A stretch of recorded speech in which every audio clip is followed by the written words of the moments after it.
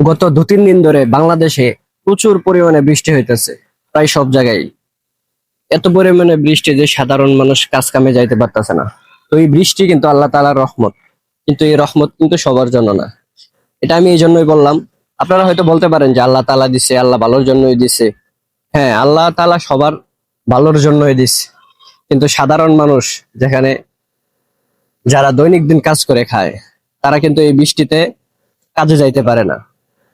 তাদের অনেক কষ্ট হয়ে যায়। যারা দিন আনে দিন খায়, তারা কি করবে ভাই? ঘরে বসে বসে 3-4 দিন বসে খাওয়া মানে কি? চুলার মধ্যে আর আগুন জ্বলবে না, তাদের কপালে আর ভাত জুটবে না। এমন মানুষ অনেকেই আছে এই বাংলাদেশে এখনো।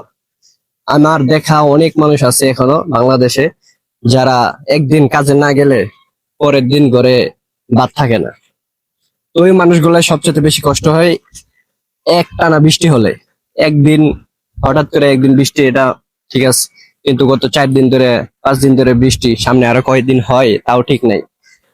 কিন্তু এই সাধারণ মানুষগুলার ব্যবস্থা এখনো এই বাংলাদেশ সরকার কিংবা কেউ করতে পারে নাই।